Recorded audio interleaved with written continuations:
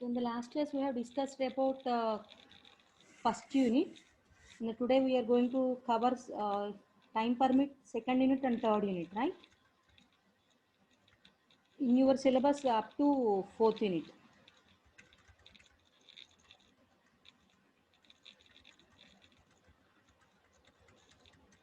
Right. Now, we are going to discuss about the data link layer. So, data link layer is the second layer in your OSI reference model. So, what are the design issues of data link layer? So, before going to discuss about the design issues, so let me inform you one thing. Each and every layer has to provide some services to the above layer. The below layer will provide services to the above layer through the interface. For example, data link layer is the second layer. It has to provide services to the network layer. In turn, the network layer has to provide services to the transport layer. Like that, each and every below layer need to provide services to the above layer. So like that, here there are some design issues in the data link layer. So in each and every unit you have to discuss about one layer. So coming to data link layer, we need to discuss about data link layer design issues. If it is a network layer, we need to talk about network layer design issues. If it is a transport layer, we need to talk about transport layer design issues. Like that, each and every layer, we have some design issues, right? So what are the design issues? Design issues nothing but what are the functionalities of that particular layer. So each and every layer has to provide some well-defined functions. That is one of the principle in open system interconnection. That is OSI model. Okay.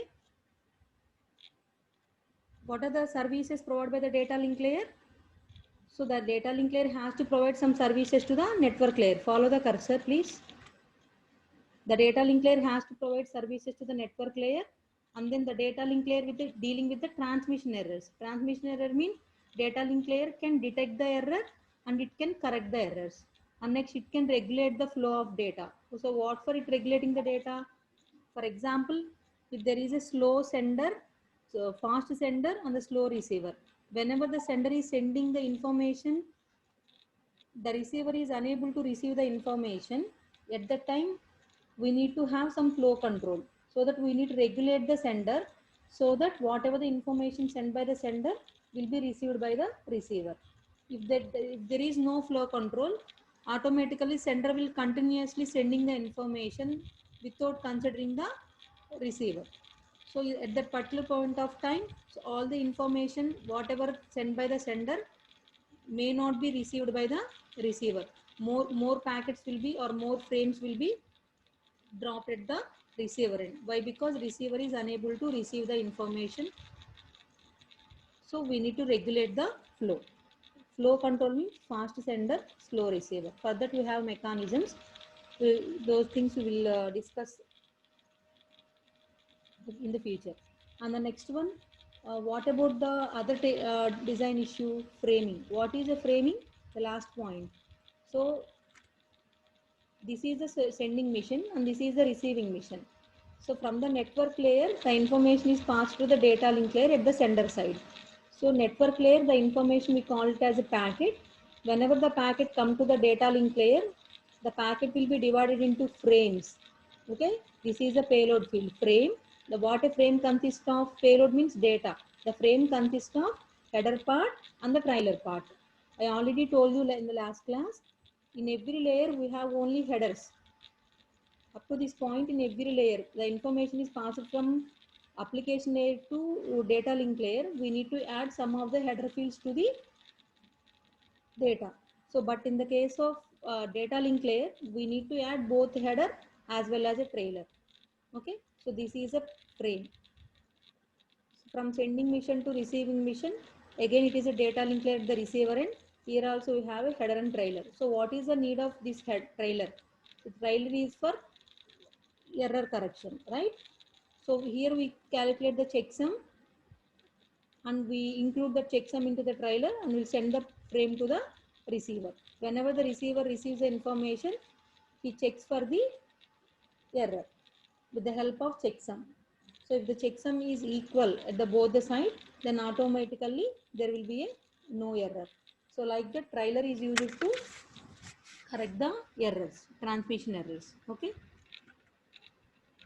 Remember this point. When we are in the network layer, we need to call data as a packet. Whenever we are in the data link layer, we need to call it as a frame.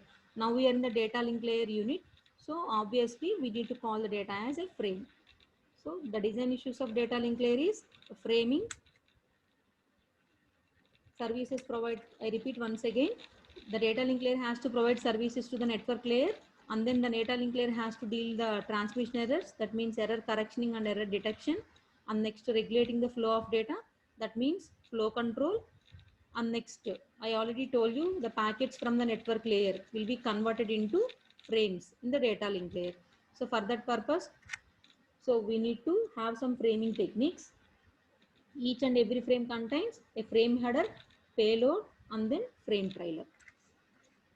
Frame header, payload, and a frame trailer. What a payload? Payload is nothing but a data. Right? So what are the services provided by the data link layer to the network layer? So these are the three services provided by the data link layer to the network layer. What is the first service? Unacknowledged connectionless service. Unacknowledged connectionless means, as the name indicates, there is no acknowledgement from the receiver.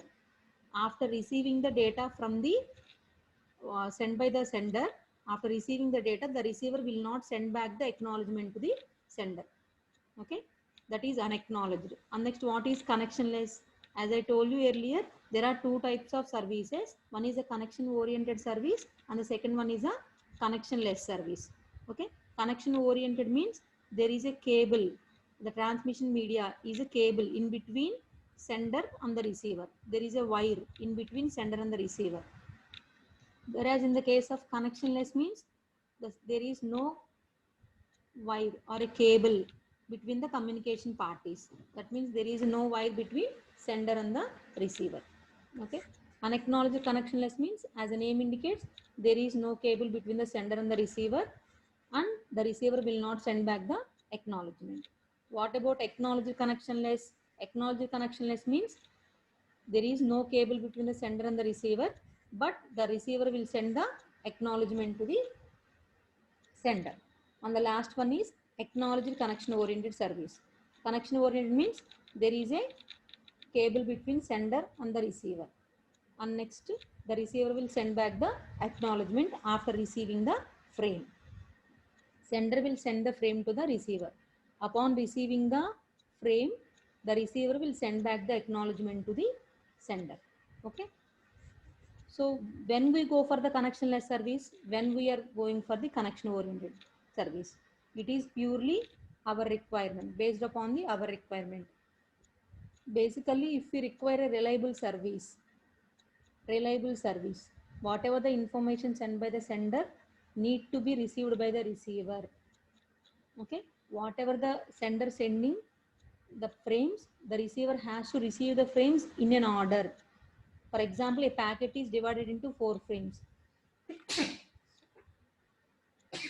Excuse me. The frame is the packet is divided into 4 frames. The frames are transmitted to the receiver. What are the frames? For example, for frame 1, frame 2, frame 3, frame 4. All these 4 frames need to be received by the receiver in an order. That means frame 1 after frame 2 after frame 3 after frame 4. That is called as in order delivery, right? So in order delivery and guarantee delivery, if we require, then we go for the connection oriented service. So the packets may not deliver in order, and next there should be no requirement of guarantee delivery. At that time, usually we'll go for the connectionless service. Okay, that is the difference between connection oriented and connectionless. In the future, when we discuss about network layer, you came to know what exactly is the connectionless service and what is a connection oriented service, and what are the differences between connection oriented and connectionless. Till this moment, you need to understand that there is no cable between the sender and the receiver. That is connection oriented service. That is no connection establishment between the sender and the receiver. Whereas the connectionless means connectionless it is, whereas connection oriented means there is a connection establishment is there between the sender and the receiver. Okay, Same, whatever the topic I covered, the same thing. And the next one is a framing. So what is a framing? These are the four things we need to consider under framing. Directly I will move to the framing concept. First of all, what is a frame? As I told you, I will explain you with the help of a pen so that it will be easy for you to understand. Okay, so now we are dealing data link layer design issues. Data link layer design issues. Under the data link layer design issues, the first concept is providing services to the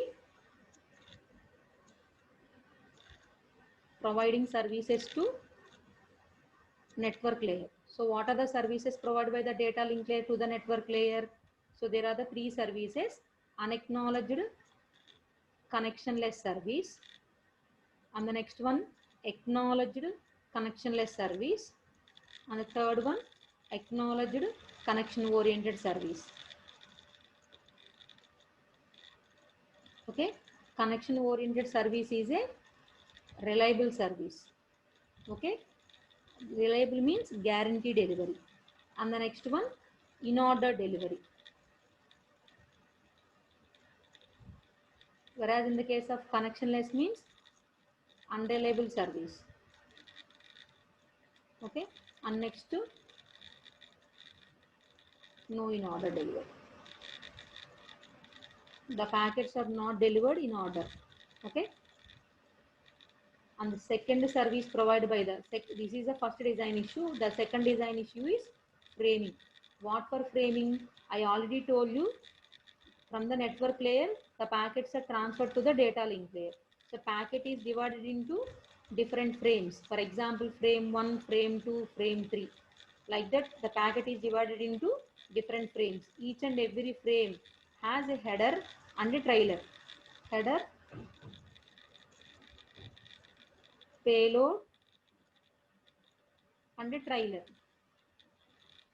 Right? So whenever you are transmitting these frames to these three frames to the receiver, from the sender you are transmitting the three frames. So these three frames need to be combined at the receiver end. At that time you need to know what is the starting of the frame and what is the ending of the frame. What is the starting of the frame, what is the ending of the frame at the receiver end. Okay, so because of that reason we need to have some framing techniques. In those framing techniques we have totally 4 varieties. So what are those?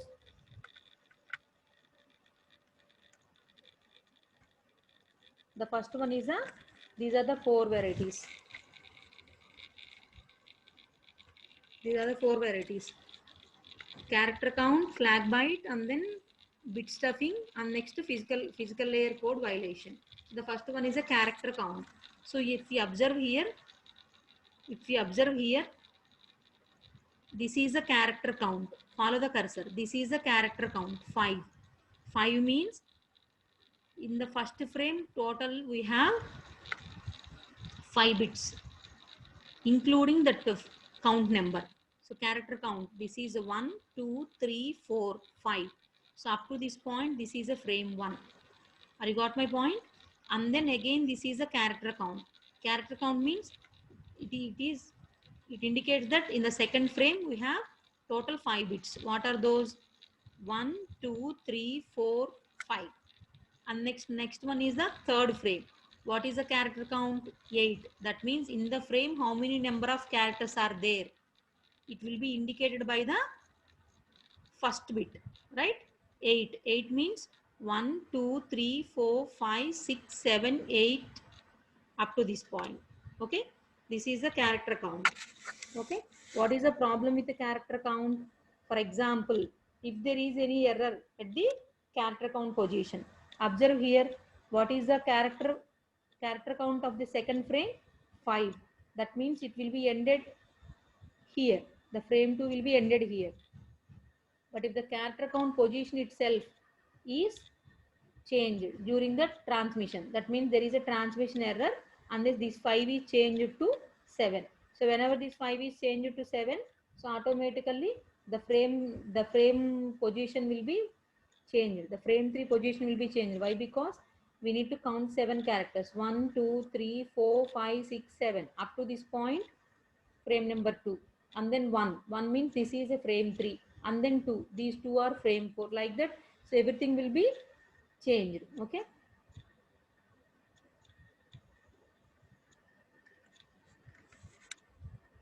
We'll solve the problem. We'll solve our own problem.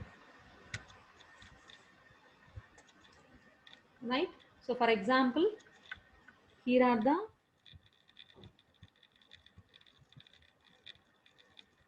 four, 1, 2, 3, and next 3, 2, 1, 5, 6, 7, 8, 9.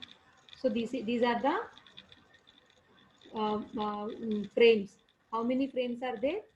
So character count. This is a character count. Why? Because in the first frame we have 4 characters, including the character count. This indicates the character count. This position indicates the character count. How many number of characters are there? 4 characters, including the character count. 1, 2, 3, 4. So up to this portion, frame 1. And then frame 2. Frame 2 will start here. So what is the character count? Character count is 3. That means including this position, 3, 2, 1. Okay. And then this is the frame 2 and this is starting of frame 3. 5. 5 means including, this is also a character count, including this 1, 2, 3, 4, 5. This is the frame 3. If there is no transmission error, so automatically whatever the information you are transmitting, the same will be delivered to the receiver. Okay. For example, if there is any problem at the character count position, for example, during the transmission, this value is changed like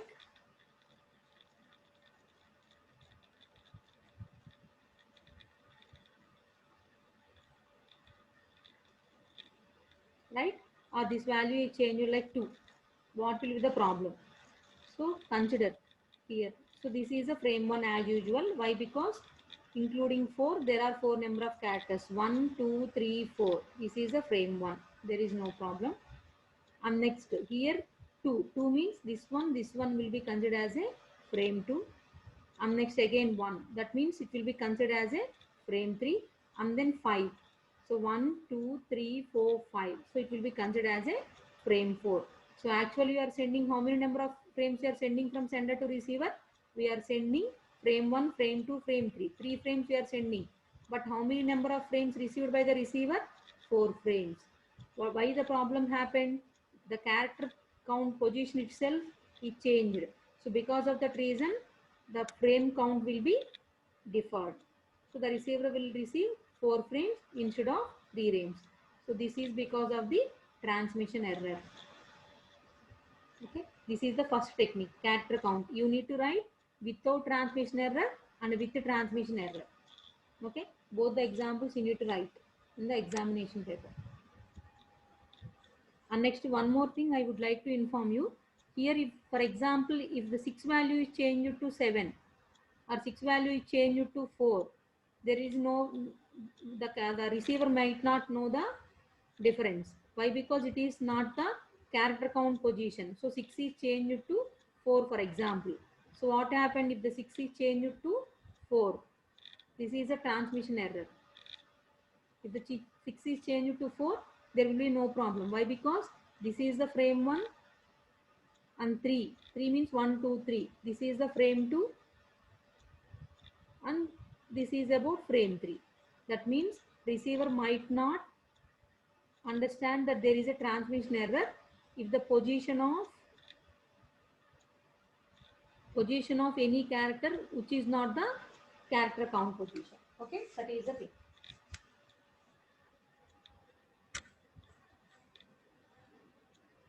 And the next one is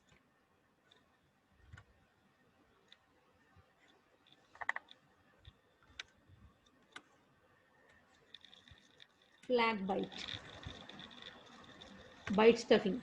Byte stuffing means for each and every data we are including a flag. Consider here, usually we have header part, payload and the trailer. But we are including one flag, starting flag, and we are adding one more flag at the end of the frame. That means we have a starting flag and the ending flag, byte flag. So actually this is the original character, A, B flag, A flag B. But if you observe here, a data itself consists of a flag. So actually we need to add a flag here and we need to add a flag at the end of the frame. But the character, original character itself, we have a flag bit. At that position, at that time, what we need to do? We need to indicate that it is not a starting of the flag or ending flag. So it is a data. So in order to represent that one, what we need to add? We need to add escape in front of a flag. So A escape flag B.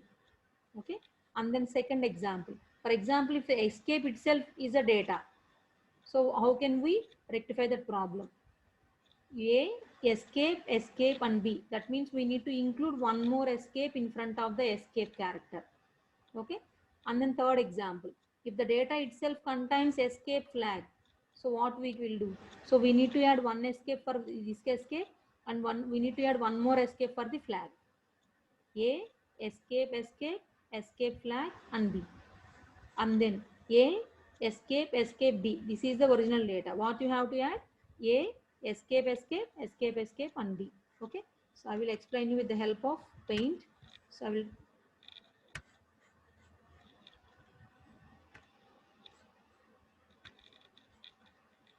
write. So for example, what we need to include? A flag we need to include, indicate as a starting flag, and at the end of the frame again there will be a flag which indicates the end of the frame. But for example, a data itself consists of a flag bit. A data itself consists of a flag. That means two flags are there in the data. Original data itself consists of a flag bit. Then what we need to add? So we need to change it to escape and then flag, one more escape for the second flag, and then B, and we send the data to the receiver. At the receiver end, what we have to do? So we need to remove the escape. We need to remove the escape. So we need to remove the escape and we'll get the flag. And then we need to remove the escape and then flag and then B. So this is the original data. Both are same, right? And next second example. For example, a data itself contains escape. If the data contains flag, we are including one escape in front of the flag. But if the data itself contains a escape and flag, so what you have to do? So we need to stuff one escape in front of the escape and then one more escape in front of the flag, and we transmit the data to the receiver. So at the receiver end, the receiver will check. So there are two escapes. So receiver will remove one escape and one escape will be there. And in front of flag there is escape. The receiver will remove that escape and he will consider the flag and then B. So both are same. So this is about byte stuffing. This technique is called as byte stuffing. Okay. So why it is called as byte stuffing? We are including flag bytes at the starting of the frame and ending of the frame. And the next technique is called as bit stuffing. So what is bit stuffing? Bit stuffing means include 0 after consecutive 5 ones. If there is a 5 ones, consecutive 5 ones are there in your data, so you need to include 0. You need to stuff 0. Okay. Why we need to include a 0? So here the pattern is 0, 6 ones, 0. This is the starting flag. And next, what is the ending flag? 0, 6 ones, 0. This is the ending flag. Okay, in between the frame is there. Frame starting and ending. This is the pattern. Okay. So for example, it is your data 0, 1, 2, 3, 0, 1, 2, 3, 4, 5, 0, 1, 2, 3, 0. This is your data. So what I told you, so whenever there are consecutive 5 ones, we need to stuff 0 bit. So the data will be changed like 1, 2, 3, 4, 5 and then 0, 0, 1, 2, 3, 0. Right? This is after stuff. Right? You need to send the data to the receiver. At the receiver end, what we need to do? So 0, 1, 2, 3, 0, 1, 2, 3, 4, 5. Whenever there are consecutive 5s, automatically after consecutive ones, if there is a 0, the receiver will remove that 0. The receiver will remove this 0 and include the next pattern. Right? So this one and this one is a same. Why? Right? At the sender side, if there is a consecutive 5 ones, then automatically we need to include 0 and we need to transmit the data. So at the receiver end, what we need to do? If there are consecutive 5 ones, we need to remove the 0 after 5 ones. Okay. Here we need to insert 0 after 5 ones. Okay, this is about bit stuffing. Why it is called as bit stuffing? We are including only a bit 0. So earlier was the byte stuffing. Why it is called as byte stuffing? We are including a byte escape character. So that is the reason why it is called as a byte stuffing. And then the fourth variety. So what is the fourth variety? Physical code violation. So physical code violation means usually, so the 0 and 1 bits are represented. 0 is represented like low to high and 1 is represented like high to low. In some textbooks the notation is like that. In some textbooks 0 is represented as high to low and 1 is represented as low to high. Okay, low to high and 0 is represented as high. Either you need to follow this one or you need to follow this one. Okay, so physical code bit violation means usually one, in order to represent a 1 bit we are using either low to high or high to low. Instead of using a one signal, we are using two signals to represent a two portions to represent a single bit. That is called as a physical code violation.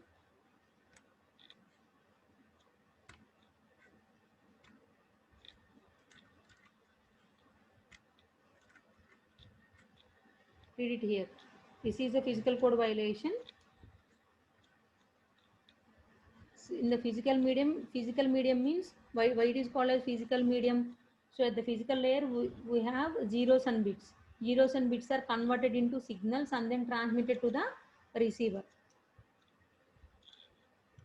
That means these frames will be transferred to the physical layer, right? The last layer. In the physical layer the frames are converted like ones and zeros. These ones and zeros are converted like a signal and will be transferred to the receiver.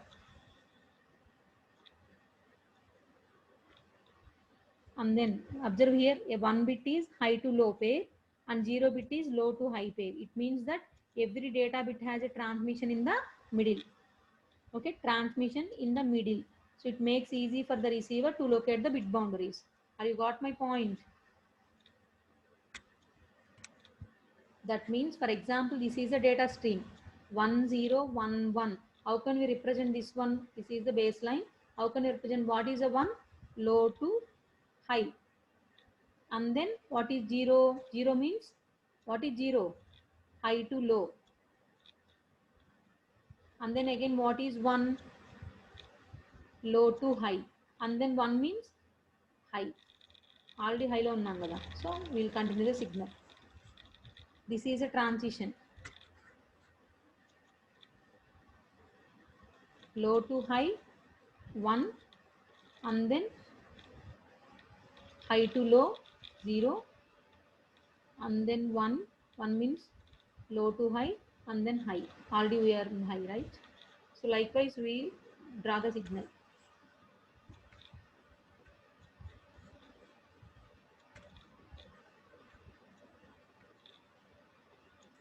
So these are about framing, and then we need to talk about error control.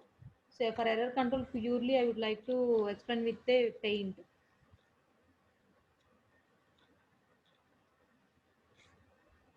So what is error control? Error control means under the error control, we have two types of things. What are those? We need to detect the errors and we need to correct the errors. Error detection and error correction. So what for the error detection? Error detection is for detect the errors. Detect the errors. What for error correction?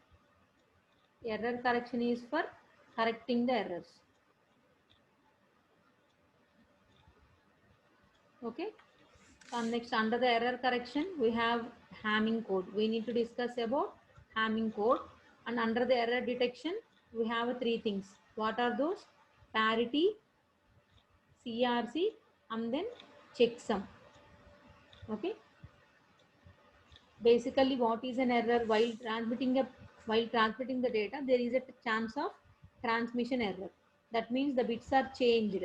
For example, 1011 you are going to transmit. While transmitting the information, there is a transmission error. This 0 may be changed to 1 and 1 is changed to 0.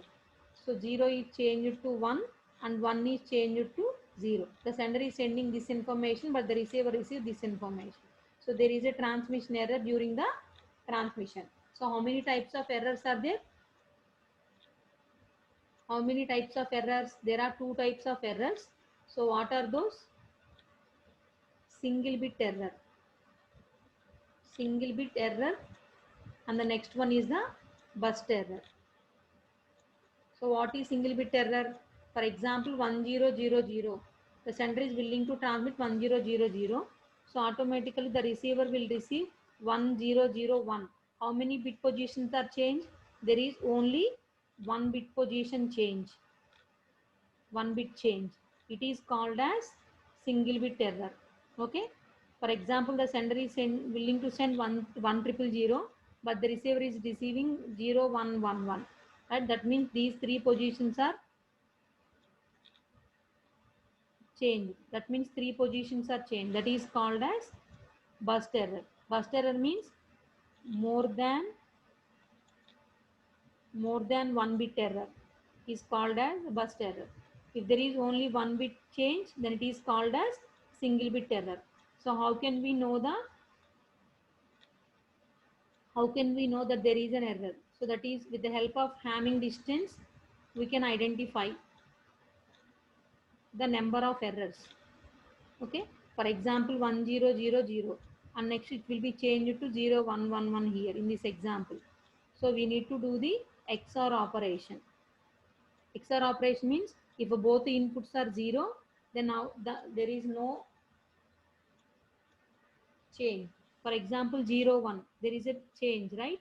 1, 0, 1, there is a change. There is a change in the input.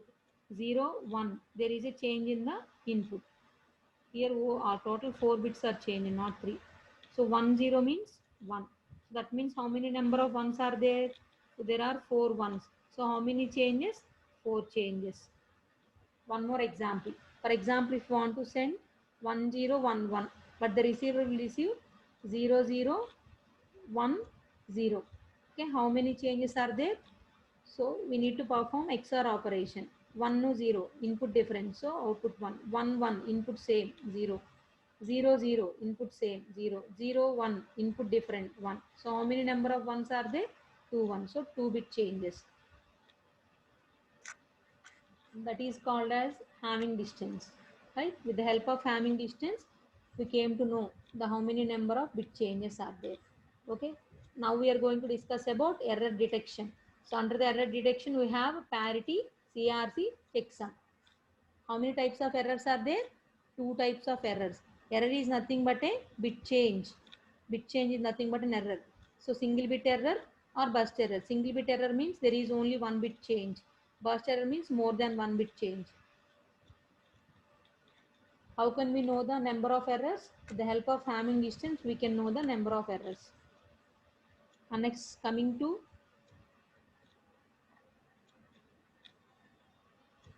error detection. Okay, under the error detection, we have three techniques: parity, and then CRC, checksum. So what is a parity? We have two types of parity. One is odd parity, and the second one is even parity. Okay, what is odd parity? Odd parity means number of ones need to be odd. Number of ones need to be odd. If not, parity bit 1 will be added to the data. What is even? Number of ones in a data need to be even. In the data word, number of ones need to be odd. If number of ones are not odd, we need to add the parity bit 1 so that we make them odd. What is even parity? In the data word, number of ones need to be even. If they are not even, if not, we need to add the parity bit 1 to make them even. So let me explain you with an example. For example, 1000 is the data word. We are following odd parity technique. Okay. If the data word is 10000, how many number of ones are there? Only one. That means odd parity means number of ones need to be odd. Odd number of ones are there. So what is the parity bit? We need to include the parity bit 0 and we'll transmit the data. For example, during the transmission, this bit might be changed to 0010. This position is changed to 1. So at the receiver will check the parity. What is the parity? Parity is 0. Receiver is also following the odd parity. Right? 0. How many number of ones? 1, 2. There are two ones are there. That means ones are even, but parity bit is 0. So that the receiver might understand that there is a transmission error. Okay? He can detect the error, but he cannot know the position.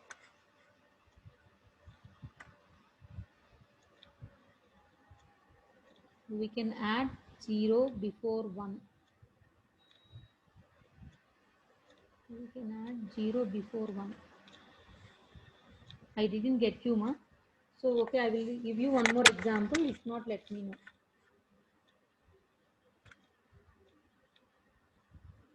Ma'am, we can add 0 before 1 for odd.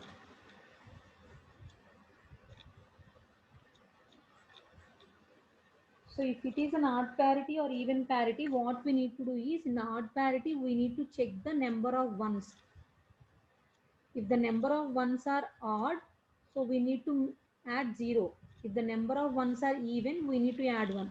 So let me give you one more example. For example, this is the data word. We are following odd parity. How many number of ones are there? There are two ones are there. Okay. So two ones are there. So automatically we need to make them odd. So we need to add the parity bit 1. So that 1, 2, 3. Three ones are there. That means odd. We make them odd and we'll transfer to the receiver. While transmission, maybe it will be changed like this. This bit position is changed to 1. Okay. At that time, how can we detect? The receiver will check the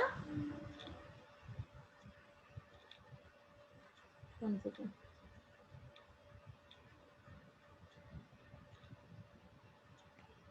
So 1100 actual data, 1100 actual data, 1101. That means the position is changed to 1 and then parity bit. Okay. So how many number of ones are there here? Calculate 1, 2, 3, 4. So there are 4 ones. So the receiver can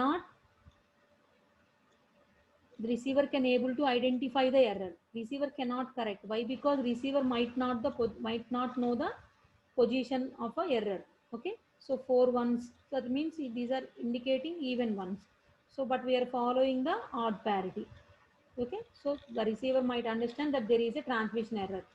So you might ask me a question, madam, it is the data. For example, if it is the data, so parity bit itself is changed during the transmission. 1101 0. That means this 0 is changed to 1 and parity bit also changed to 0. So how many number of ones are there? 3 ones. How many number of bit positions are changed? 0 to 1 and next 1 to 0. That means 2 changes. And the number of ones are 3. So the receiver might think that there is no transmission error. But there is a transmission error, right? 2 bits are changed. There is a transmission error. Okay? Receiver thinks that there is no transmission error. Okay? That is a problem. That means a parity bit cannot work for burst error. Parity bit is only for detecting the single bit errors. Okay. Now let me give you an example for even parity. In the case of even parity, 1100 is the data word, for example. So now we are following the even parity. How many number of ones are there? 2 ones. If there are 2 ones, what is the parity bit? We need to include 0. Why? Because we no need to make them even. Already they are even in number. So transmitting. While transmitting, the bit position is changed to 0. 100000. So at the receiver end, what happened? Receiver will even follow the even parity. Receiver will check the number of ones. How many number of ones are there? Only one. That means it indicates odd. So the receiver can identify the transmission error. There is a transmission error. Okay. For example, 1110. So this is the data word. How many number of ones are there? 3 ones. What we are following? We are following even parity. So we need to make them even. So we need to add 1 so that it will become 4 ones. So during the transmission, there this 1 is changed to this 1 is changed to 0. Right? So at the receiver also we need to follow the even parity. He will calculate the number of ones. How many ones are there? 3 ones. So there is a transmission error. Receiver will find out the transmission error. Here also if 2 bits are changed, this is the actual data. And next, for example, these 2 bits are changed to 0. Right? So receiver will calculate the number of ones. How many number of ones are there? 2 ones. So receiver might think that there is no transmission error. Why? Because 2 bits are changed, right? These 2 bits are changed. Actual data is this one, and the received data is this one. But receiver think that there is no transmission error. Why? Because the number of ones are 2. So why this problem happened? Why? Because this is a burst error. So parity cannot work for the burst error. Parity is only for detecting single bit error. Okay, we can just detect that there is an error, but we don't know which bit is changed during the transmission. So that is the reason why we cannot correct. For example, here we need to receive 11000, but what we receive 10000. So what is it? Number of ones are odd. So we can detect that there is a transmission error. We are following even parity, but the number of ones at the receiver end is odd. So we can detect that there is a transmission error, but we cannot know. So which position? This position changed or this position changed, this position, which position there is an error. We cannot identify that one. So that is the reason why parity is only for detecting the errors, not for correcting the errors.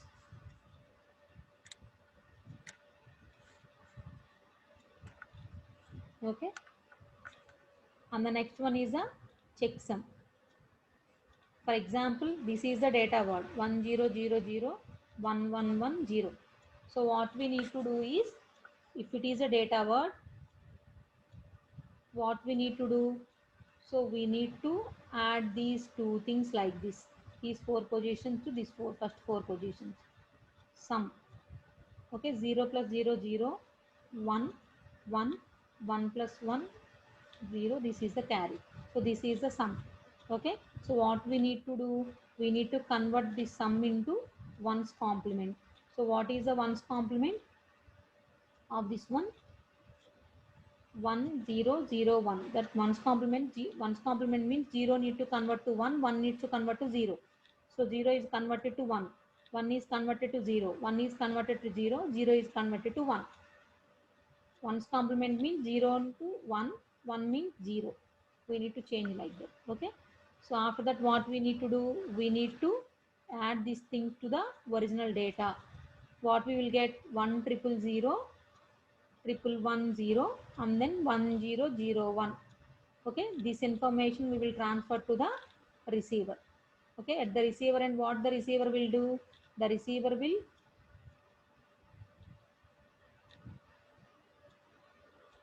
add these three things. So what is the value? 1. We need to add these three things. So 1, 1, triple 1 means 1, 1. We need to discard the carry, 4 ones. Again, what we need to do? We need to do the ones complement. Ones complement means 1 to 0, 0 to 1. All 4 ones will convert it to all 4 zeros. If we will get the all 4 zeros, automatically the receiver will think that there is no transmission error. Okay. For example, this is the original data. Maybe the position is changed to 0. Let me try 1 0 0 and then 1 1 0 0 1 0 0 1. This position is changed, right? And 1 1 0 is here. But while transmitting the data, it will be converted to 1 1 0 0. So if we add these things at the receiver end, 1 0 1 1, discard the carry, this is the data. Do the ones complement. If you do the ones complement, 0 0 1 0, that means the receiver will not get all zeros. That means there is a transmission error. Transmission error is there. If it is not all zeros, then the receiver will think that there is a transmission errors. If the receiver will get all the zeros, then it indicates there is no transmission error. So that is about checksum. So what is a checksum? So initial data word we need to add, we will get the sum. So we need to do the ones complement, and whatever the value we will get, that will be added to the original data and transmit to the receiver. At the receiver, again we need to perform the sum operation. So we'll get the one sum value. We need to do the ones complement. Finally, you need to get the zeros. If at the receiver end, if you not get the zeros, it indicates that there is no zeros means no transmission error. Not all zeros means there is a transmission error. Okay, that is the thing.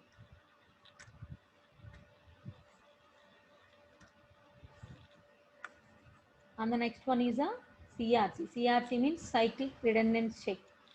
So I will explain you with the help of a paint by, because we are running behind the time.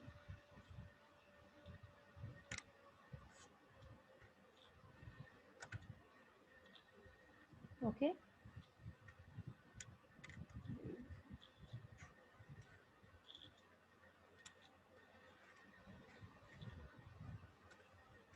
So this is the frame. What is the original data? What is, follow the cursor? What is the original data?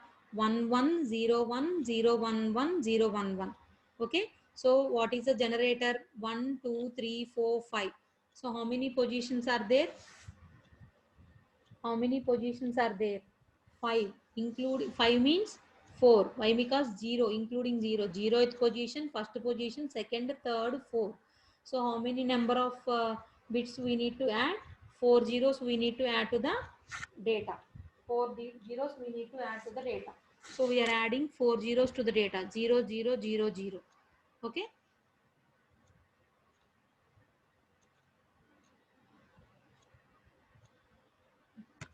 If I explain like that, I'm not feeling satisfaction, but let me explain.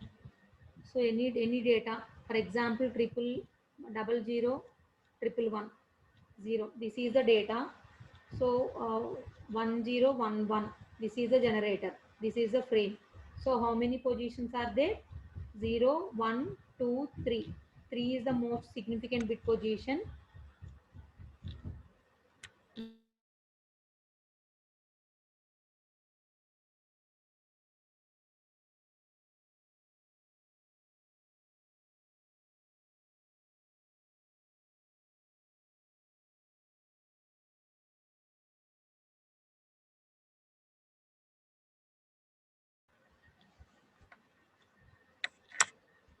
So how many number of bit positions we need to add? We need to add three zeros after the data word. So it will become 1100 triple 1 0, and then we need to add three zeros. Three zeros. This is the redundant bit. Okay. So we need to solve the problem. 10. This is the generator. 1011. How many number of bits we need to add after the data word? Three bits. Three zeros we need to add and make this one. Okay. If the most significant bit is 1, so 1 1 0 1 1, you need to perform the XOR operation. XOR operation means if the inputs are differ, output is 1. If the inputs are differ, output 1. If the inputs are differ, output 1. If the inputs are same, output is 0. So the last bit position we need to discard and we need to take one value. So what is the most significant bit position? 1. Again 1 1 0 1 1. Do the XOR operation. 0 0 1 0. Discard this one and take this value. Again the most significant bit is value 1. So 1 1 0 1 1. So 0 1 0 0. Discard this one and take this value. So now the most significant value is 0. That is the reason why we need to keep zeros here. So 1 0 1 0.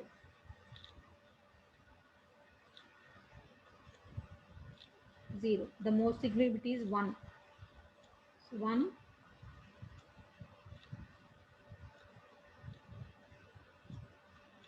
1 0 1 1.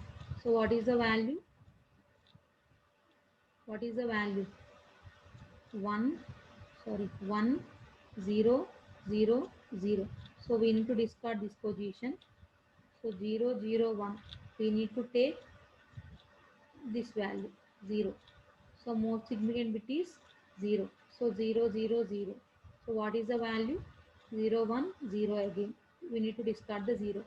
Again we need to take this 0. So again most significant bit is 0. 0 0 0 0. So and then what we will get?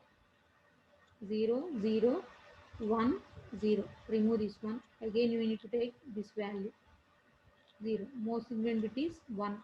So 1 0 1 1. How much value will get? 1 1 0 0. So 0 1 1 is the last value. So what we need to do? So we need to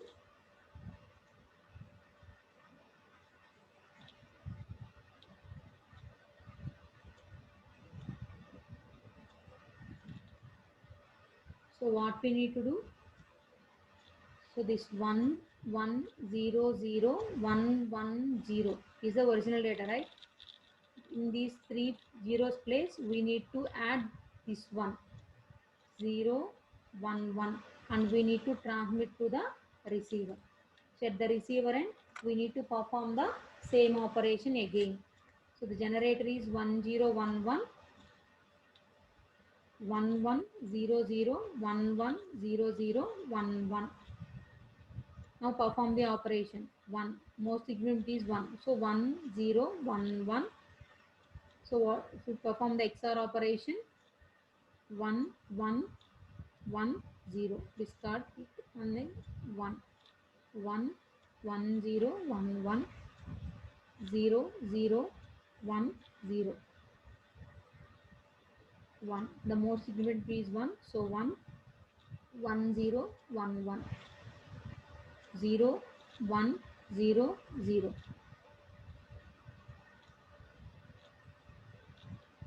The most significant is 0. So all zeros. 0 0 1 0. Discard this one. You need to keep one more 0. So 1 0 0 0. So what we need to do? The most significant is 1. So 1 1 0 1 1. So 1 1 0 0. and then you need to add 1. So most significant is 0. So 0, 0, 0, 0, 0. So what we will get? 1, 1, 1, and then 0. So there is a problem now. Somewhere we did the mistake. Double 1, double 0. Sorry. Here the data is triple 1 now. We have entered the wrong data.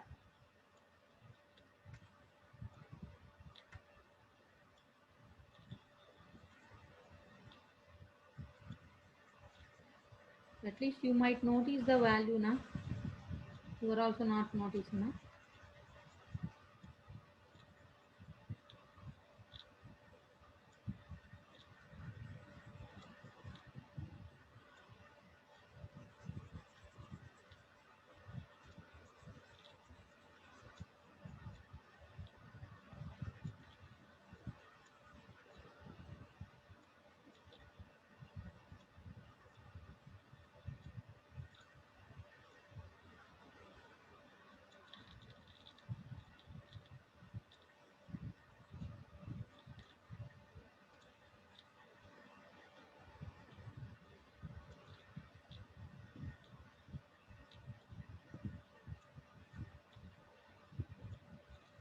What is the actual data? Double 1, double 0, triple 1, 0, and then 0, double 1. This is the original data. Double 1, double 0, triple 0, 0 is the data, and then we need to replace 3 zeros with 0, double 1, 0, double 1. So now the data is double 1, double 0, triple 1, double 0, double 1. This is the data. 1, 0, 1, 1. Right? 1, 1, 1, 0. And then we need to come 1. So 1, 1, 0, 1, 1. 0, 0, 1, 0. 1. Again 1. 1, 0, double 1. Right?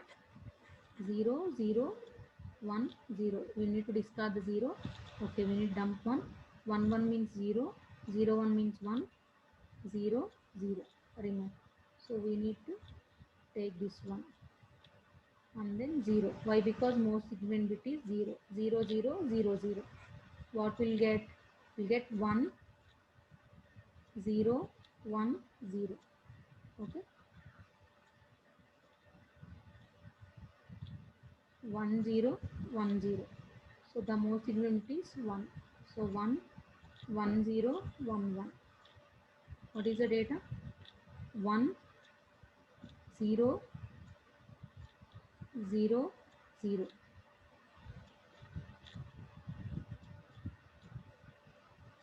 0. Most significant bit 0.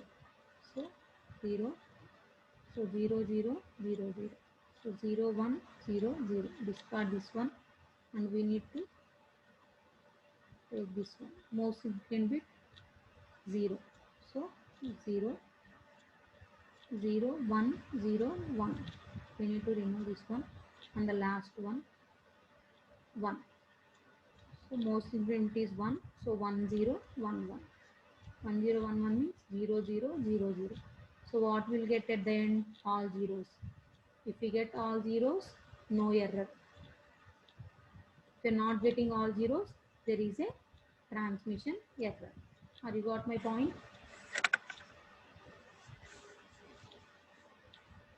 So this is about CRC. So usually in sometimes they will give the generator as in our example, what is the generator? 1011. But in some situations they are using a polynomial. Instead of giving a generator directly, they are giving a polynomial. So what, like they are giving a polynomial x cube plus x plus 1. They are giving like this. So we need to convert in this one to zeros and ones. How can we convert? We need to take the values up to x cube, x power 1, x square and then x cube. So we need to check what are the values available here. At that place we need to keep 1. X power 0 means 1. There is a 1 there. So x power 0 means 1. So this position is 1. There is x. X power 1 means x. So x value is also present in the equation. X square value is not present in this equation. So we need to keep it as 0. Sorry. X value is present. X value present means 1. X power 0 means 1. It is present. So 1. X power 1 ante x. It is also present. That is the reason why 1. X square is not present in this equation. So 0. X cube is present in this equation. So 1. So likewise we can convert this polynomial into the generator. So what we need to do? For example, if it is a data word, it is a data word. If it is a generator, so we need to take the highest position radix value. So x power 0, x power 1, x square, x cube. So three values, three bits, three zeros we need to add to the original data word. This is the data word. Okay, we need to add this redundant bit, three zeros. So why three zeros? We have a highest power is 3. That is the reason we are adding 3 bit positions. Okay, and then we need to perform the division operation with this generator 1011 and then 1011000100. So after performing the division operation, at the end what is the value? The value need to be replaced with these zeros, and then we need to transmit to the receiver. At the receiver end we need to perform the division operation again with the same generator. If you get the zeros as a reminder, then there is no transmission error. If you are not getting all zeros at the receiver end, that means there is a transmission error. Okay, so for example, polynomial x square x power 4 plus x plus 1. If it is a polynomial, we need to convert it into zeros and ones. X power 1, x square, x cube, and then x power 4. So what is the generator now? X power 0 means 1. It is present. So 1. X is not present in this equation. So 0. X square is present in this equation. So 1. X cube is not present in this equation. So 0. X power 4 is present in the equation 1. So the generator is 10101 is the generator. 10101 is the generator. What is the highest position? 0, 1, 2, 3, 4. So how many number of zeros we need to add? 4 zeros we need to add. Okay, it is a CRC. Okay, so far we completed error detection techniques. And what about error correction technique? So error correction technique is Hamming code. So I will discuss in the next class Hamming code. Why? Because it took much time. So let me go for the next topic.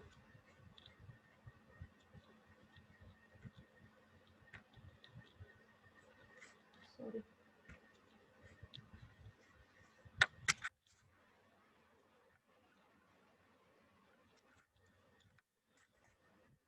Okay. Hamming code I will discuss in the next class. So on the next one is elementary data link protocols. The next topic is elementary data link protocols. So under the elementary data link protocols,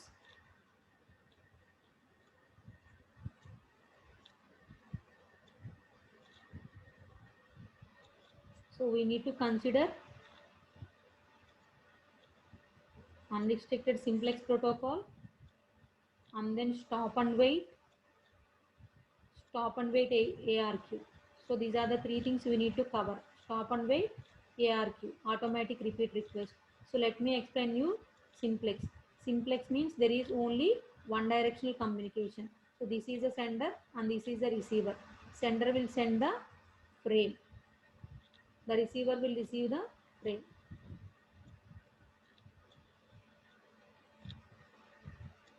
Frame 0, frame 1, again frame 2. Like that, sender will send the information to the receiver. There is no acknowledgement and there is no sequence number to the frames. Okay, and then it assumes that there is no transmission errors. There is no transmission errors. Okay, whatever the information sent by the sender will be received by the receiver. Okay, these are the assumptions in a simplex. Simplex means only one direction communication. The sender is sending the information to the receiver. There is no acknowledgement back to the sender from the receiver. No acknowledgement, no sequence number, no transmission errors. But it is in the real time, there might be a transmission errors, right? So because of that reason, so simplex is not well suited for the real-time environment. That is the reason why we go to the stop and wait. What is stop and wait? Sender and the receiver. Sender is sending a frame and wait for the acknowledgement. Frame 0 and then acknowledgement 0.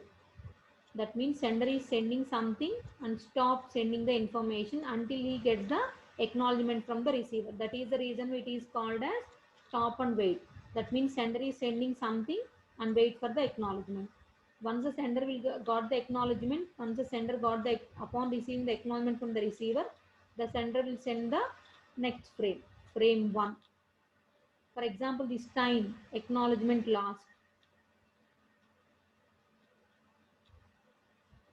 The sender will keep on wait for the acknowledgement. If the sender will not get the acknowledgement, the sender will not send the next frame. Okay, that is the problem here. How much time the sender has to wait?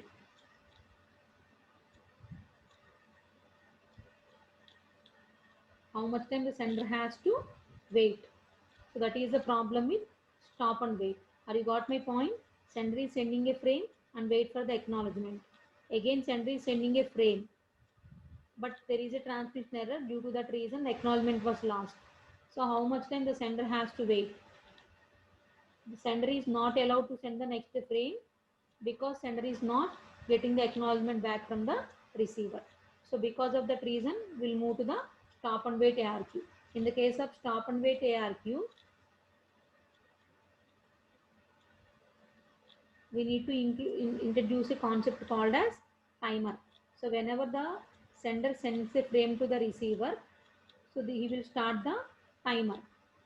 Okay, before timeout, the sender has to receive the acknowledgement from for the frame, acknowledgement 0.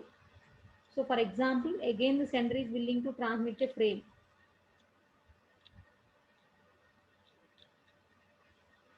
1. So due to some transmission error, acknowledgement was lost. That means the sender is unable to get the acknowledgement back to the sender.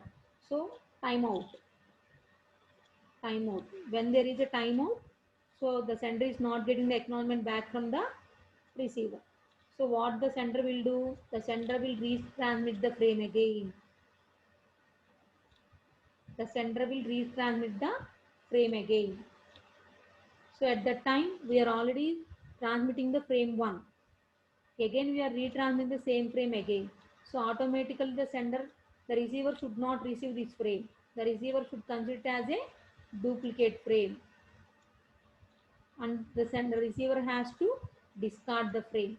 Why? Because if the receiver receives the information twice, the receiver has to send the same information to the network layer from the data link layer, right? So it should not happen. Because of that reason, we need to include the sequence number concept.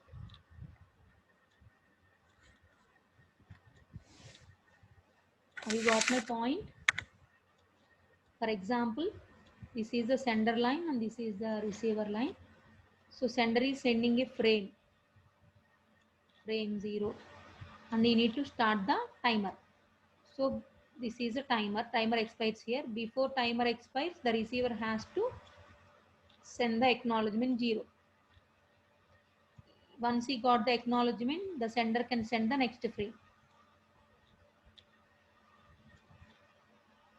frame 1, and this is the timer. So acknowledgement was lost due to the transmission error.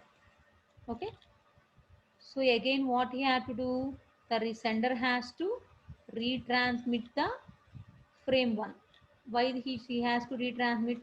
Because he didn't get acknowledgement from the receiver. That is the reason why he sent back the same frame to the receiver. Receiver will consider as a duplicate frame. Because of that reason, we need to include the concept called as include the concept called as sequence number. Sequence number is used to identify the frames, whether they are duplicate or not. So frame 1 already received by the receiver and send the acknowledgement, but due to transmission error, the acknowledgement is not received by the sender. So the sender might think that there is a problem with the transmission. So that is the reason why I am not getting the acknowledgement. Timeout. So I would like to retransmit the frame again. Sender will retransmit the frame 1. So what the receiver will think, okay, sender is sending the frame 1 again. That means my acknowledgement was not received by the sender. So he will take the frame and it will consider the duplicate frame and discard the frame, and we need to send the acknowledgement before the timeout. Okay. So here in this particular concept, we have included two concepts. One is a timer and the second one is the sequence number. Sequence number is for uniquely identify the frame, whereas the timer is for avoid infinity time wait at the sender. That means sender is waiting for the acknowledgement of the receiver as it is a stop and wait. Sender is not allowed to send the next frame if he not able to receive the acknowledgement from the receiver. So in order to avoid that one, automatic repeat request means whenever there is the acknowledgement lost, the timer will be out. Whenever the timer out, the sender will be retransmit the same frame again automatically. So automatic repeat means here the sender is unable to receive the acknowledgement and the timer is out. So automatically what the sender has to do? So he failed to receive the acknowledgement from the receiver, so that the sender has to retransmit the same frame again. That is called as automatic repeat request. So these are the three things under the elementary data link protocols.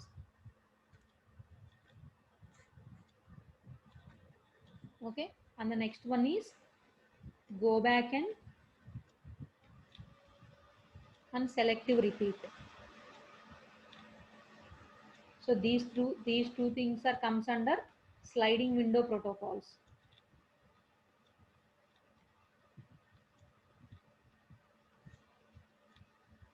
Go back and selective repeat. These two things are comes under sliding window protocols. So earlier three things are comes under elementary data link protocols. Elementary data link protocols.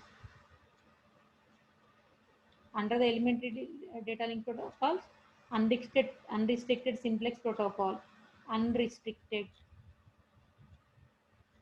And next stop and wait. Next one is a stop and wait VRQ. So these are the three things under elementary data link protocols, and these two things are under sliding window protocols. So what is a sliding window protocol? So I will show you in the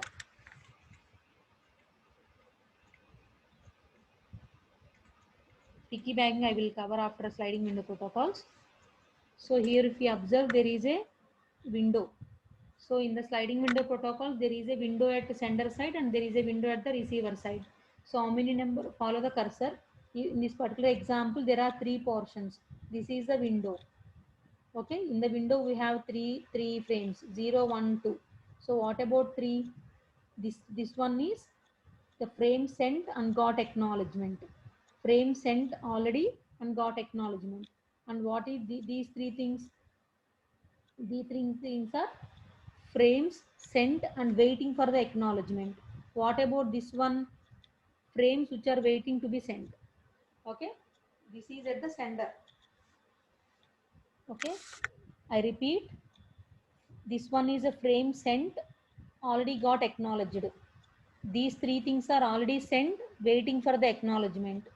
This one is a frame yet to send. That means waiting for to send to the receiver. This is about sender side. What about the receiver side window? Frames received and send acknowledgement. Frame received but cannot be, frame that cannot be accepted. That means the frame is not accepted and not sending the acknowledgement for it. Okay. This one is a frame received and acknowledged. And then frame that cannot be accessed, that cannot be accepted. Okay. This is about the receiver side window.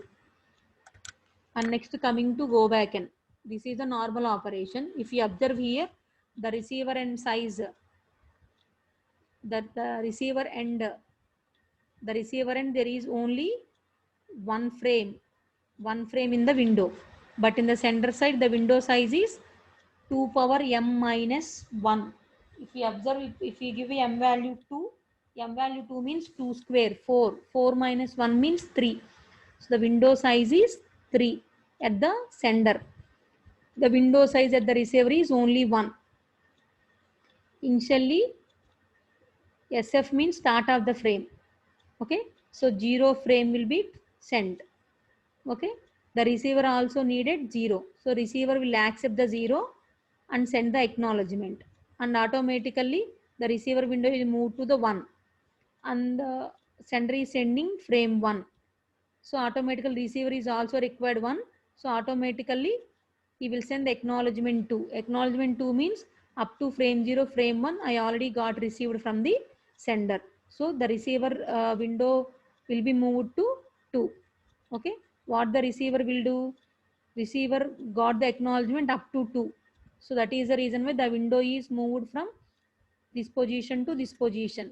What is the next frame to be sent? 2. So frame 2 will be sent. The receiver also require frame 2 and will send the acknowledgement 3. So that 2 also got acknowledged. So the window will move to the next portion.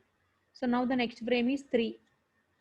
The receiver also requires 3. So frame 3 will be received by the receiver. This is the normal operation without any frame loss or acknowledgement lost. Damaged or lost frame. Now you check the things. So 0th frame will be sent by the sender. Receiver also requires 0th frame. So receiver received the frame and move the window to the next frame 1. So sender is also sending frame 1.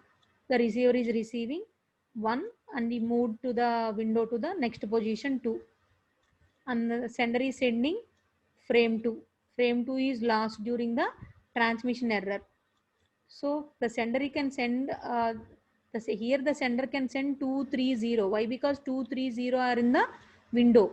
If they are in the window, the sender is can able to send the frames which are in the window. Okay.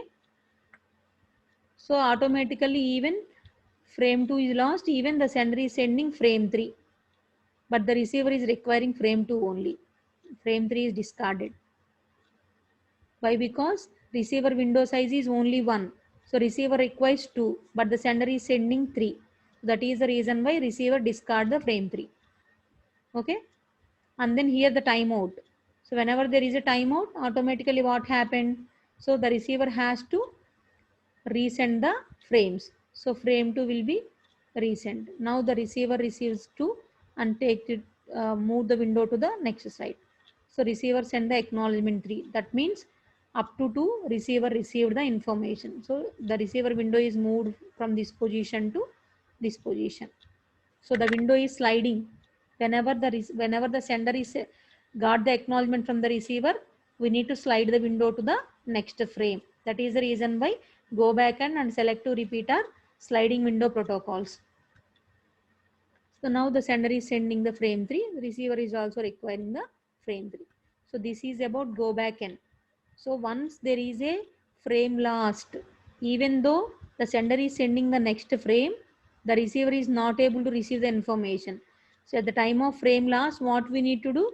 We need to resend the frames from the starting. Here if you observe, frame 2 was lost. After that frame 3 is sent by the sender, but the receiver is not able to receive the information. Why? Because the receiver window size is only 1. What the receiver requires 2, but the sender is sending 3 after 2. But the receiver is not willing to take the 3. Why? Because the window size is 1 and the receiver requires 2. Because of that reason, even though the sender is sending 0 also, the receiver will not take the 0. Whenever there is a frame loss, what we need to do in the go back end? We need to go back to the starting frame and we need to start sending the frame 2. That is the reason why it is called as go back end. Whenever there is a frame loss, even the sender is sending the next frames, the receiver will not take the next frames. The timer will be out and the sender has to retransmit the frames from the last frame. That is the reason why it is called as go back end. Whereas in the case of selective repeat, now the sender window and the receiver window, if you observe, both are same. Sender window is 2 and the receiver window is also 2. But in the case of go back end, the sender window size is 3 here, but the receiver window size is 1. Okay, there is a difference between go back and selective repeat. This is the primary and the most important difference. The sender window size is 3 here, that is 2 power m minus 1, where m equal to 2 in this example.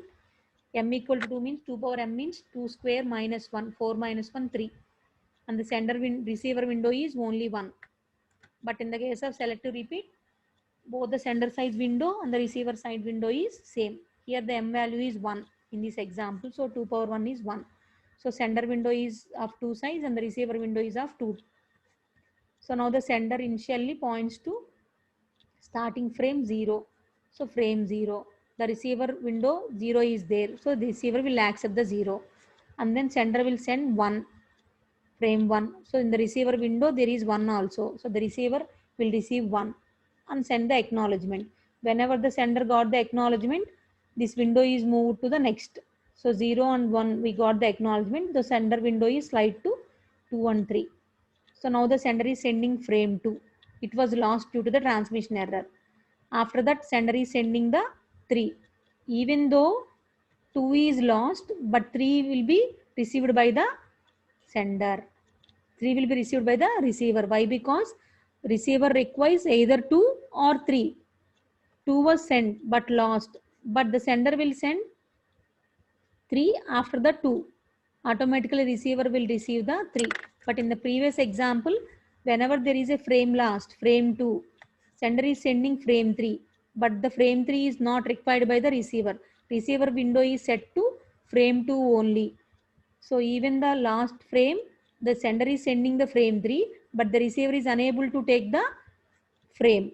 But here in the case of selective repeat, even the frame lost, the sender is sending frame 3. After the frame lost, the receiver can receive the frame 3. Why? Because the receiver window size 3 is also there. The frame 3 is received by the receiver, and then receiver think that why the sender is sending 3 instead of 2. That might be there is a transmission error. Because of that reason, I might not receive the frame 2 which was sent by the sender. Receiver think like that and send a negative acknowledgement. Send the negative acknowledgement NAK2. NAK2 means negative acknowledgement. I didn't get the frame 2 which was sent by you earlier. Might be the transmission error. I am unable to get the frame 2. So automatically the sender will resend the frame 2. In this case, there is no need to transmit the frame 3 again. Okay, even the sender is sending the frame 3, the receiver will discard the frame 3.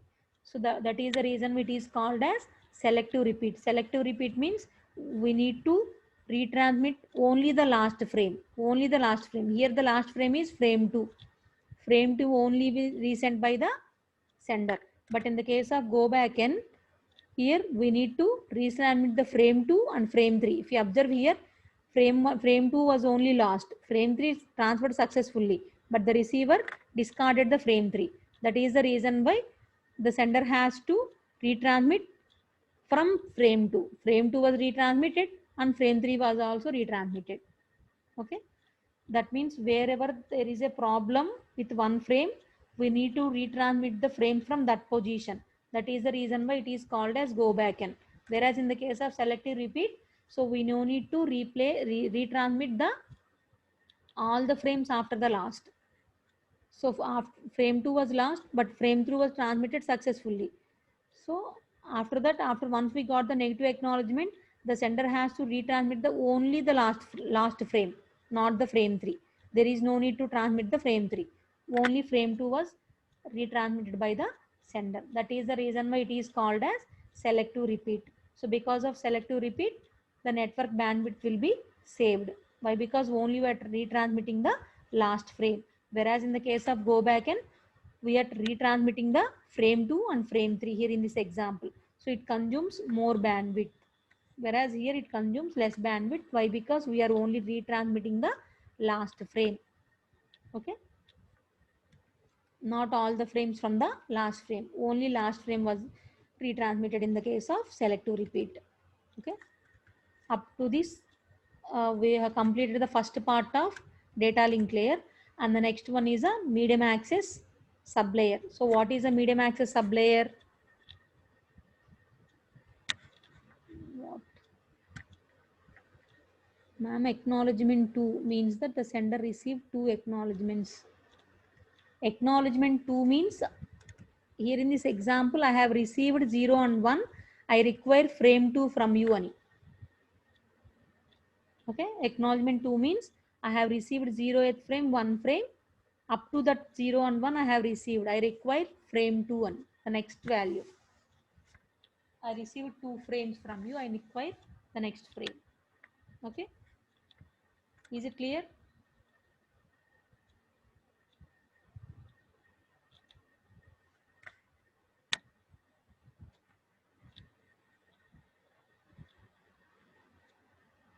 Okay. And next, these acknowledgement and frames notation might vary from textbook to textbook.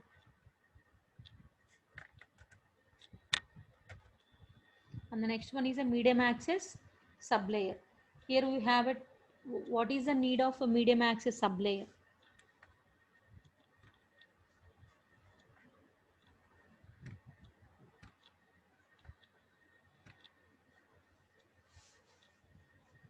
Here we have more number of stations. And there is only one channel to transmit the data. If there is only one channel, more number of stations are willing to transmit the data by using a single channel. To which station I need to assign the channel? To which station I need to allow to access? Okay. Here the channel, it may also called as a medium, or sometimes we need to call it as a carrier.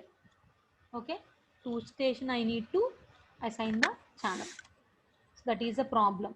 So for that we require to control the access of a channel. That is the reason why it is called as medium access control. We need to control the access of the medium. Medium means channel. What is the purpose of controlling the channel accessing? Why? Because here we have more number of stations, but there is only single channel. That is the reason why we need to control the access. If two stations are willing to access the channel at the same time, then there might be a collisions. In order to avoid such situation, we need to control the access. So how many channel allocation problems are of two types? How many are there? There are two types of channel allocation problems. What are those? Static channel allocation, and the second one is the dynamic channel allocation. So okay, I will explain you one after the other. In the channel allocation problem, there are two types. One is a static channel allocation and the second one is the dynamic. So under the static, what we are doing is we are dividing. For example, there are n users willing to access the channel. So there is only one channel. The entire channel is divided into n portions. Okay, that is a fixed frequency division multiplexing. right? If there are n users, the bandwidth is divided into n equal sized partitions. Okay, n regions, n users. If the regions are fewer than the users, automatically some bandwidth will be waste. If there are n users, more than n users, then some of them are got denied. Are you got my point? The total channel bandwidth is divided into different partitions. We have assigned each partition to the individual. So whenever there is a 10 users, only 5 partitions are there. We cannot give 5 portion 5 bandwidth for partitions to 10, right? At that time 5 users need to be denied. We cannot provide the service.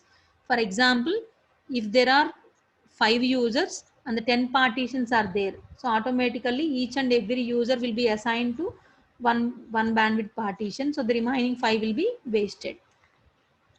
Okay, so this is called as allocating a static channel among multiple users by using a frequency division multiplexing. Frequency division multiplexing means we are dividing the channel frequency into multiple bandwidths and we are assigning each to the individual one. So you might ask me a question, what is this frequency division, ma'am?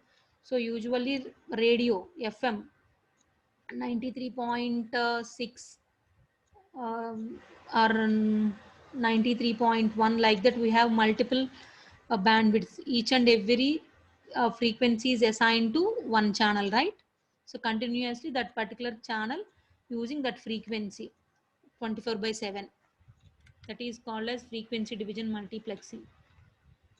So this is a formula, T equal to 1 by mu C. So use it to identify the performance of a frequency division multiplexing. And the next one is a dynamic channel allocation. So you've gone through the formula later onwards. A dynamic channel allocation. What is dynamic channel allocation? In the dynamic channel allocation, we have 5 assumptions. What are those? There is only single channel, collision, continuous time, and the carrier sense. So let me explain you with the help of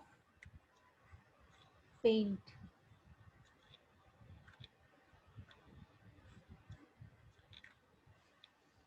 The static allocation, that entire channel is divided into multiple frequency bandwidths and then users are assigned n partitions.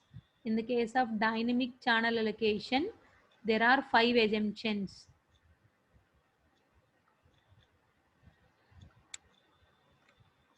There are multiple stations. N stations are willing to access the data, so transmit the data, and there is only one channel. That is the first point you need to understand. There are n stations, that means n machines are willing to transmit the data using only one channel. And the second one, these stations are independent, not dependent on each other. There are independent stations. And the next one, whenever the station willing to transmit the data, multiple stations are using the channel, same channel at the same time, then there is a chance of collisions. Why? Because multiple stations and stations are there, there is only one channel. So if these stations are willing to transmit the channel at the same time, then there is a chance of collisions. And the next point what you need to understand is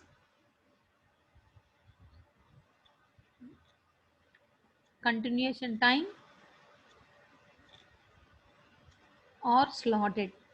What is continuous or slotted? Continuous means, so whenever the stations are willing to transmit the data, they can transmit the data at any moment of time. The stations can transmit the data at any moment of time, right? But whereas in the case of slotted, the entire channel is divided into time slots. Okay, whenever the station is willing to transmit the data, the station has to transmit the data at the starting of the time frame. It is not allowed here. Here, from this point, the station is not allowed to transmit the data. If the station is willing to transmit the data, again it has to wait for the next time slot. Time slot starting only, the station is allowed to transmit the data. In the case of continuous, the station is allowed to transmit the data at any time. At any time. But here in the case of slotted, the station is allowed to transmit the data at starting of time slot. Here we are dividing the channel into time slots. And the next one is a carrier sense. Very important. This thing is also very important. Carrier sense. What is carrier sense? For example, if it is a channel, any station is willing to transmit the data, the station has to sense the channel first. If it is idle, if the carrier is idle, then station can transmit the data. It can transmit the data. Okay. If it is busy, if the channel is busy, then what the station has to do? Station has to wait. Station has to wait until it is free. Okay, that is called as carrier sense. Carrier sense means the station has to sense the channel. If it is free or ideal, the station is allowed to transmit the data. Whenever the station sends the channel, if it is busy, the station has to wait until the channel is free. That is called as carrier sense. And the next technique is no carrier sense. No carrier sense means station is no need to sense the channel before transmitting data. We no need to sense the channel before transmitting the data. That means station is not no need to sense the channel before transmitting the data. Whenever there is a data, the station is allowed to transmit the data without sensing the channel. That is called as no carrier sense. These are the 5 assumptions under the dynamic channel allocation. Okay. In the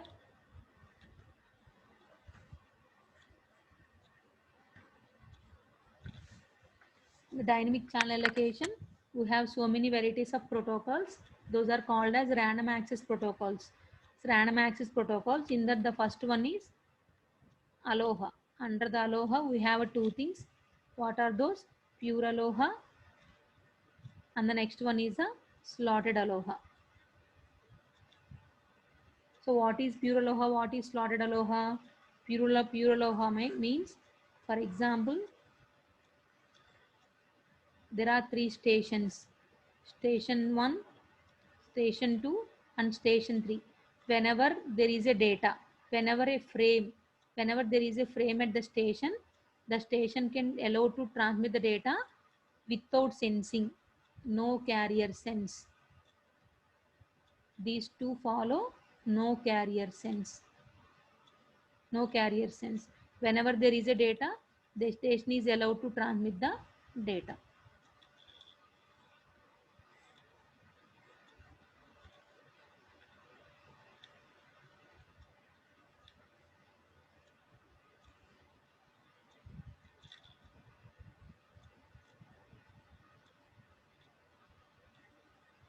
So this is the thing.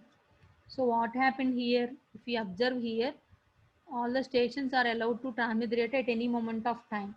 So what happened? The ending portion of this will be collided with this one, and this one is collided with this thing, and this is collided with this thing. Only it was transmitted successfully. That means the collisions are more. The collisions are more in the case of pure Aloha. What is pure Aloha? Station is allowed to transmit the data. Station is allowed to transmit the data at any moment of time. Data at any time. There is no restriction. If the station has a data to transmit, the station is allowed to transmit the data. So that the collisions are more in the case of pure Aloha. Then what is about slotted Aloha? In the case of slotted Aloha, the entire channel is divided into slots. The channel is divided into slots. We are dividing the channel into time slots. Right? Station 1, 2, 3. So whenever there is a data, the station has to transmit the data at the starting of the time slot only. So if for example 3 is willing to transmit the data, only at the time of starting only the station has to transmit.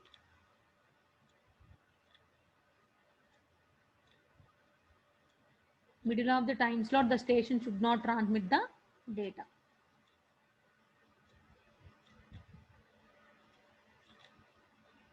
So this is about slotted aloha. At the time of the starting, at the time when the slot was started, at the particular moment of time only, the station is allowed to transmit the data. So and what will be the collisions? This is a collision. These two things will be collided and this can transmit successfully. Again, this will be collided. This can transmit successfully. That means when compared to pure aloha,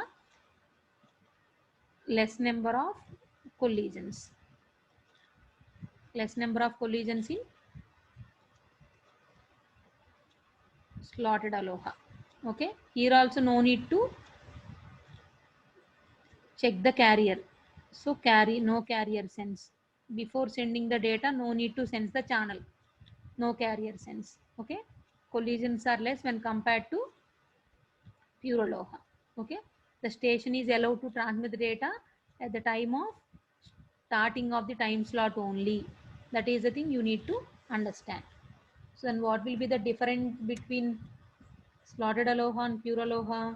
In the case of slotted aloha, what happened? Whenever three stations are transmitting the data, what is the vulnerable time?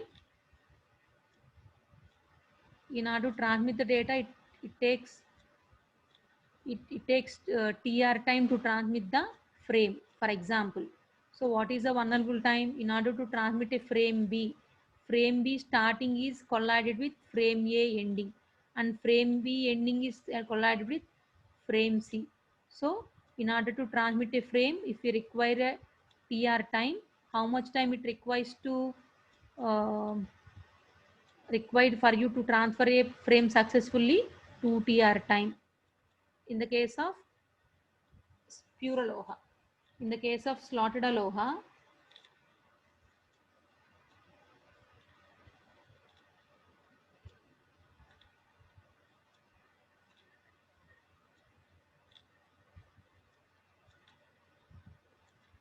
the station, whenever the station is willing to transmit the packet at the time of the starting only, so C should not start here. C should start from the starting of this time dot, or B should not start here. B should not start at the timing of the time starting of the time slot. So automatically the collision time is TR. So these two are collided, but A is transferred successfully. So that vulnerable time here is, the time it takes to transfer a packet is TR. Here 2TR is the time. It is the pure aloha. It is slotted aloha. So this one also we have covered earlier. And then carrier sends multiple access. Carrier sends multiple access protocols. Short form is CSMA. CSMA means carrier sends multiple access. Here we have one persistent, non-persistent,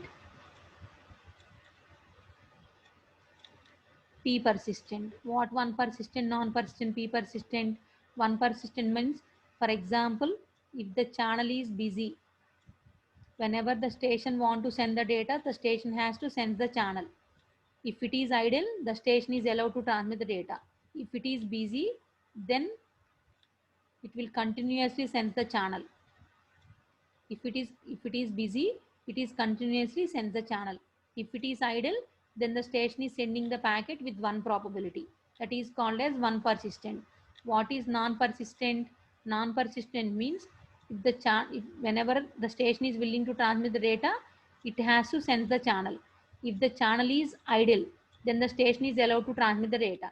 If the station is not idle, if it is busy, then what it will do? It wait for the random amount of time and then again it will sense the channel. What about in one persistent? In the one persistent, the station is continuously sends the channel without doing other job. Here in the case of non-persistent, the station will sense the channel. If it is busy, it will wait for the random amount of time and again it will send the channel. Again, if it is busy, then what it will do, it will again wait for the random amount of time. After that, again it will send the channel. Okay, in the middle of the time slot, the station is busy, the channel is free, but the station will wait for the random amount of time, and then whenever it is idle, the station is transmit the data after the time period. Okay, that is called as non-persistent. Here it is not waiting, it is not continuously send the channel. When the channel is busy, it wait for the random amount of time. After that time, it will again send the channel. If it is busy again, it will be wait for a random amount of time, and then whenever it become ideal, whenever the channel become ideal, then the station is allowed to transmit the data. What is p persistent? In the case of p persistent also, the station sends the channel. If it is busy, then the station will wait for wait for the channel until it is free, and then whenever it is idle, the station will transmit the data with the probability p, with the probability p. That means the same station should not transmit again. That means if a station feel the channel is idle, the station is allowed to transmit the frame. But the same station should not transmit the frame again and again. The single station should not use the channel. That means the station is allowed to transmit the frames with the probability P. When a station is ready to send, it sends the channel. If it is idle, it transmits the frame with the probability P. With the probability Q equal to 1 minus P, it differs until the next slot. That means even the channel is free also, the station has to differ with 1 minus P probability for the next slot. Okay. And the next one is a CSMA by CD. CSMA by CD means carrier sense multiple access collision detection. Okay, carrier sense multiple access means the station has to sense the channel before transmitting the data. If the channel is idle, then the station is allowed to transmit the data. If the channel is busy, the station has to wait until the channel is free. That is about carrier sense multiple access. Then what is carrier sense multiple access with collision detection? Here if you observe, the entire channel is divided into two parts. What are those? Transmission period and contention period. So contention, transmission or idle. So this is idle. That means no station is using the channel. The channel is idle, but the no station is using. Frame means the station is transmitting the data. So what about the contention? At the time in the place of contention period only, the stations are compete with each other for the channel. For example, when you are buying a train ticket, so all you are feeling the collision at the time of buying the train ticket. Once you bought the ticket, so you have allocated one seat in a train. So automatically, whenever you enter into the train, boarded into the train, you no need to worry about the seat. Why? Because that seat was already allocated to you. So there will be no collision at the seat, right? Where will be the collision happen? At the time of buying a train ticket. Similarly, here also, all the stations are competing at the contention period for the channel. So once they got the slot, the station is allowed to transmit the frame. That is the reason why while the transmitting there is no collisions. Only at the time of contention period, so all the stations are competing for the channel. So once the channel got the slot, so without any problem, the station is allowed to transmit a frame. So that means during the contention slot, there might be a collision. Okay, during the transmission period, there is no collision. Why? Because that particular slot is assigned to that particular station. So only collisions are happened at the contention period. This is called as CSMA with collision detection. And the next one is a collision free protocols. What are collision free protocols? In the case of collision free protocols, we have a two types of protocols. The first one is a bitmap protocol. So what is a bitmap? Here if you observe, there is a contention slots. So whenever there is a one, there is a bit one here in the map, bitmap, those stations are allowed to transmit the frames. So here the station 1, station 3 and station 7, these three are allowed to transmit the frames. All the remaining stations are wait for their turn. That means 0th station, 2nd station, 4th station, 5th station, 6th station are not allowed to transmit the frame. Only station 1, station 3 and station 7 are allowed to transmit the frames. So those three things are transmitted. After that again, who will got the chance? Station 1 and station 5 got the chance to transmit the data. So station 1 and station 5 will transmit the data. That means here the bitmap indicates which station are using the channel, so that the remaining stations are wait for their turn. So this is called as a bitmap. By using a bitmap, we can able to say, so which station is allowed to transmit the data first and which station are not allowed to transmit the data. So the entire contention slot is here divided into n slots. Here we have only 7 stations, 0 to 7. So we have 8 contention slot. Okay. During the transmission, there is no collision. Even at the time of contention, also earlier we have a collision at the contention, right? All the stations are competing for the channel, so the collisions might occur at the contention period. But in the case of bitmap, so every station know about this bitmap. So the station might understand that. So station 1, station 3 and station 7 are using the next 3 slots. So we all remaining stations need to wait for their turn. Likewise, there is no collision at, during the transmission or during the contention slot.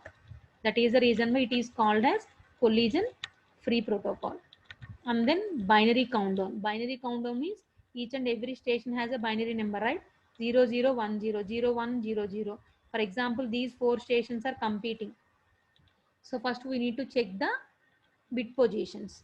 So we need to check that this is the most significant bit and this is the least significant bit. So we need to compare. So we need to compare the bit positions of all the stations. If we compare the bit positions of all the stations, 0011, we need to start from the most significant bit. 0011, 0011 means, so these two are not competing with these two stations. Why? Because they are having a less number. So these two no need to transmit the data, are not allowed to transmit the data right now. And then competition between these two, we need to move to the next positions. Why? Because 1 1 same, so we need to move to the next position. So the next positions are also same, so we need to move to the next position. 0 and 1, so automatically, so it has a 1 and it is 0. So 1011 win the competition and 1010 station is allowed to transmit the data. Are you got my point? Like that. So we need to check the bit positions starting from MSB to LSB. Okay. So here all 4 in these 2 are having less number. So these 2 are in the competition. After that, the 1 1 same. We need to move to the next position. 0 0 same. We need to move to the next position. 0 1. Here 1 1 means higher than 0. So 1010 station uh, win the competition. 1 in the competition. So 1010 is allowed to transmit the data. Likewise, all the remaining 3 stations need to give up and the 1010 station will win the competition. So 1010 station is allowed to transmit the data. Okay. A dash indicates silence. That means these 3 stations are in a silent mode and the station is allowed to transmit the data. That is called as binary countdown protocols. So can I continue or we need to attend to the next session? Let me know. Can I continue the session or you need to attend to the next session? This is the last topic in the data link layer medium access control, MAC. Can I continue or you need to attend to the next class? Of course, I will continue in the next class. Not a problem. Thank you.